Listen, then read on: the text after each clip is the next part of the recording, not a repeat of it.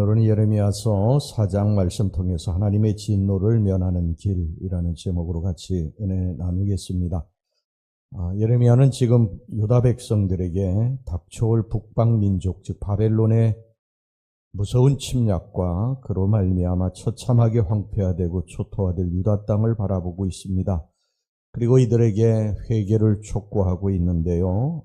어떤 것에 대한 회개냐 하면 첫째, 가증한 것을 버리라고 그렇게 말을 하고 있습니다. 1절 말씀 보겠습니다.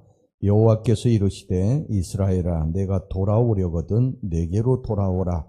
내가 만일 나의 목전에서 가증한 것을 버리고 내가 흔들리지 아니하며, 여기서 가증한 것을 버리라고 말씀하고 있는데 여기서 가증한 것이라고 하는 것은 더럽다, 몹시 싫어하다 그런 뜻의 쇼카치에서 파생된 말입니다. 즉 하나님 보시기에 하나님이 싫어하시는 일, 하나님이 기뻐하지 않으시는 일을 버리고 하나님께로 돌아와야 된다는 것입니다. 여러분, 하나님께서 싫어하시는 일을 하고 우리가 복을 받을 수는 없는 것이죠. 하나님이 싫어하시는 것이 뭐냐? 그건 바로 우상입니다. 우상 섬기는 것입니다. 하나님 제일 싫어하는 것. 여러분, 10계명 중에 1계명, 2계명이 뭡니까? 1계명은 다른 신을 섬기지 말라고 하는 것이고 2계명 우상 숭배하지 말라는 거예요. 그러니까 하나님이 가장 싫어하는 거 1번, 2번이 다른 신 섬기는 우상 섬기, 하나님 제일 싫어하시는 것입니다. 여러분, 우상이 뭡니까? 우상은 하나님을 대신하는 거예요. 하나님을 대신해서 우리들이 섬기는 것을 말하는 것입니다. 이스라엘 백성들은 하나님을 대신해서 각종 우상을 세워놓고 그 앞에 절했습니다. 여러분에게 하나님을 대신하는 게 뭐가 있습니까? 지금 이 시대에 많은 사람들이 하나님을 대신해서 섬기고 있는 것 하나 있습니다. 돈입니다. 물질이에요. 여러분, 돈이 우상이에요. 하나님보다도 돈이 우선입니다. 돈만 있으면 하나님 없어도 된다는 것입니다. 여러분, 성경에 보면 이스라엘 백성들이 하도 하나님 앞에 우상을 섬기고 범죄하고 그러니까 내가 가나안 땅에 너희들은 약속대로 들여보내겠지만 나는 너희들과 함께 가지 않겠다고 말씀하세요. 이스라엘 백성들은 상관없습니다. 모세는 그것 때문에 주저앉아서 하나님 앞에 탄식하지만 이스라엘 백성들은 그냥 가나안 땅에만 들어가면 괜찮아요. 돈만 있으면 됩니다. 하나님 없어도 괜찮아요. 여러분, 돈이 우상이 됐습니다. 지금 이 시대에 우리들이 돈이 우상이 된 시대에 살고 있어요. 돈 때문에 시험 들고 돈 때문에 싸우고 돈 때문에 죄 짓습니다. 형제지간에도 부모와 자식 간에도 돈 때문에 싸우고 갈라지고 서로 심지어 죽이기까지 하지 않습니까? 성경에 보면 가룟 유다가 예수님을 판 이유도 돈 때문입니다. 아나니아와 삽비라가 죽음을 당한 것도 바로 돈에 대한 욕심 때문이에요. 아간도 결국 돈에 대한 탐욕 때문에 죽지 않았습니까? 돈의 배후에는 만몬의 신이 있습니다. 사탄이 있는 것입니다. 성경의 애굽은 세상을 상징하는 것입니다. 홍해는 세례를 상징하고 광야는 우리 인생길을 상징하고 가나안 땅은 천국을 상징하는 것입니다. 이스라엘 백성들이 애굽에서 나왔다고 하는 것은 우리가 세상 사람들이었다가 이제 성도로 부름받았다는 것을 의미하는 거예요. 그래 이제 이스라엘 백성들이 홍해를 건너지 않습니까? 홍해를 건넜다는 것은 세례를 의미하는 것입니다. 우리가 이제 세상에서 나와서 세례받고 하나님의 백성이 된 것입니다. 이스라엘 백성들이 이제 광야길을 걸어갑니다. 우리가 인생길을 걸어갑니다. 여러분, 이 같은 것입니다. 이스라엘 백성들이 이제 광야길을 걸어가서 어디로 가는 것입니까? 가나안 땅을 향해서 가는 거예요. 우리가 이 인생길, 광야길을 이제 걸어가다가 우리는 이제 천국에 들어가게 되는 줄로 믿습니다.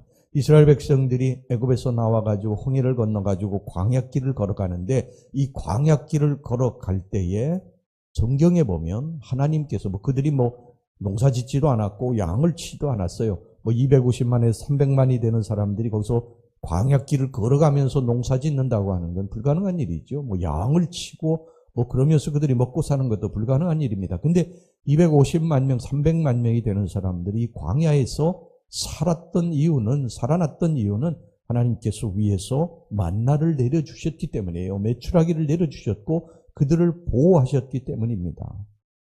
애굽에서는 그들이 자기 힘으로 살았어요. 자기들이 농사 지어가지고 양을 치고 짐승을 치고 그래서 먹고 살았어요. 그런데 광야에서는 그렇게 사는 것이 아닙니다. 이제 하나님이 위에서 만나를 내려주셔야 사는 줄로 믿습니다. 여러분, 우리가 예수 믿기 전에는 내 힘으로 인생을 삽니다. 그러나 예수 믿고 난 후에는 내 힘으로 인생을 사는 것이 아니라 하나님이 우리들에게 먹이시고 입히시고 기르셔서 하나님의 힘으로 사는 줄로 믿습니다. 그러니까 욕심내지 말라는 거예요. 만나를 하나님이 내리실 때도 하루치만 거두라고 그러셨어요. 내가 매일매일 너희들에게 만나를 내릴 테니까 너희들 욕심내지 말고 하루치씩만 거둬라. 하루치씩만. 그런데 어떤 사람들은 욕심을 내고 막 이틀치, 사흘치, 막 며칠씩 이렇게 분씩 걷어가지고 집에다 쌓아놨는데 성경에 보면 다 썩었다고 그래 있습니다. 이건 무엇을 의미합니까? 매일매일 일용할 양식을 너희들에게 내가 공급해 줄 것이라는 거예요.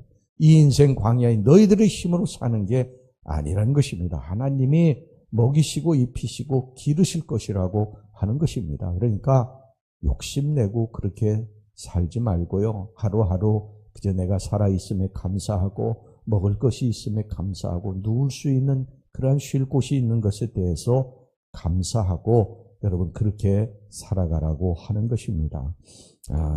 여러분 매일매일 먹을 것을 줄 테니 욕심내지 말라. 다시 말하면 돈을 우상화시키지 말라는 것입니다. 돈을 주인 삼지 말고 내가 너희들의 주인이라는 거예요. 우리가 헌금은 왜 합니까? 천국 창고에 쌓아놓기 위해서 하는 것입니다. 그런데 이거는 사실 반만 맞는 말입니다. 더 중요한 것은 우리들의 욕심을 줄이기 위해서 헌금하는 거예요. 우리 마음에 물질이 우상화되지 않도록 하는 것입니다. 물질이 하나님께로부터 왔다는 사실을 인정하는 것입니다. 우리 모두 돈이 이 물질이 우상화되지 않기를 주의 이름으로 축원합니다. 그 다음에 두 번째는요. 3절 말씀 보겠습니다. 3절 여호와께서 유다와 예루살렘 사람에게 이와 같이 이르노라. 너희 묵은 땅을 갈고 가시덤불에 파종하지 말라. 이게 주님의 두 번째 명령입니다. 회개하고 돌아오라고 하면서 묵은 땅을 갈아 엎어야 된다는 것. 가시덤불에 파종해서는 안 된다는 것입니다. 이게 농사에 비유된 말인데 이게 우리들의 굳고 완악한 심령을 갈아 엎어야 된다는 것입니다. 우리의 심령이 굳고 완악한 심령이 됐다는 거예요. 가시덤불 잡초가 우거진 심령이 됐다는 것입니다.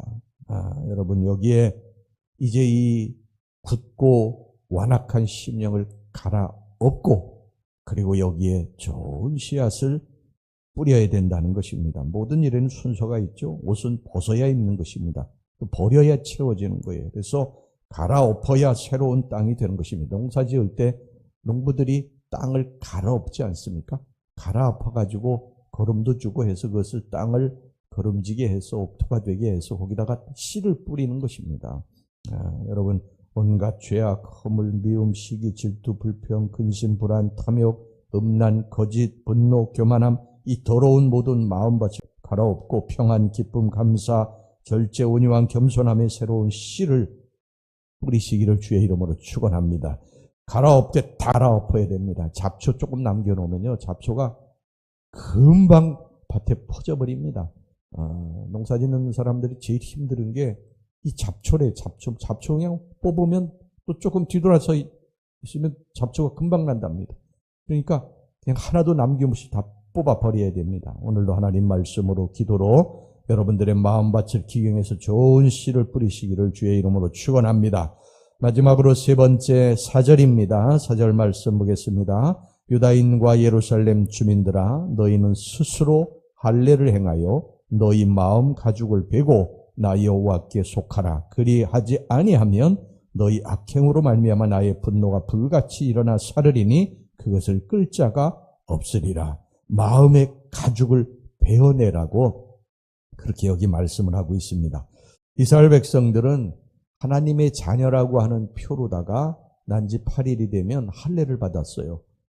이 할례를 받았는데 나중에 이스라엘 백성들이 이런 이 할례의 외형적인 그러한 징표인 할례에만 집착하면서 그것으로서 선민의 도리를 다한 줄 착각했고요. 그것으로서 또 선민의 특권을 누리고자 했습니다. 따라서 이스라엘 백성들은 할례를 받았으니까 이제 뭐 내 마음대로 살아도 된다. 뭐 그런 식이었어요. 할례의 정신은 망각한 채 이 하나님의 백성으로서 죄악을 일삼고 살았습니다. 이 같은 사실을 목도한 이 예레미야가 마음 가죽을 베라. 너희들의 육신의 할례만 중요한 것이 아니라 마음의 할례를 받아야 된다고 그렇게 강력하게 여기 외치고 있는 것입니다. 여러분, 우리가 신앙생활 하면서요, 외형적인 모습만을 얼마나 우리는 중요하게 생각을 합니까?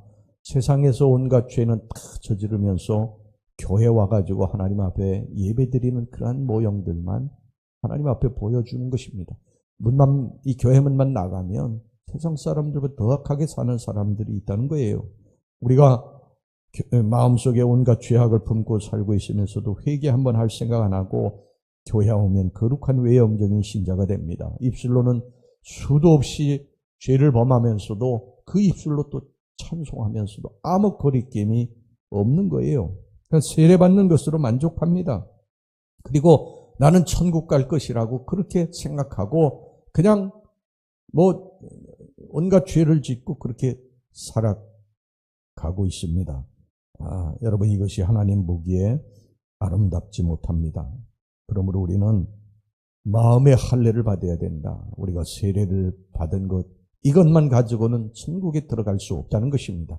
우리들의 마음속에 세례를 받아야, 다시 말하면 세례가 뭡니까? 세례라고 하는 것은 물속에 들어가 가지고 우리들의 몸을 푹 담그고 꺼내는 거예요. 이거는 다시는 이제 내가 세상 사람으로서 죄된 인생을 살지 않겠다고 하는 표입니다. 그러니까 우리가 다 세례받은 사람들이기 때문에 그런 거룩한 삶을 살려고, 물론 완벽한 삶을 살기는 어렵지만 그러나 그런 삶을 향해서 끊임없이 우리들이 달려가야 되는데, 나는 그냥 세례받았어요, 천국 가니까, 그리고 내 마음대로 살아서는 안 된다는 것입니다. 여러분, 오늘도 주님은 1절 말씀을 보면요, 돌아오라고 그러십니다. 1절 보겠습니다. 여호와께서 이르시되 이스라엘아, 내가 돌아오려거든 내게로 돌아오라. 내가 만일 나의 목전에서 가정한 것을 버리고 내가 흔들리지 아니하며 돌아오면 하나님의 진노를 면할 뿐 아니라 우리 하나님의 축복을 받을 수가 있습니다. 오늘도 하나님 앞에 우리 죄를 놓고 통회하고 접어가며 기도해서 하나님께로 다시 돌아오는 여러분들이 되시기를 주의 이름으로 축원합니다. 예, 우리 기도하겠습니다.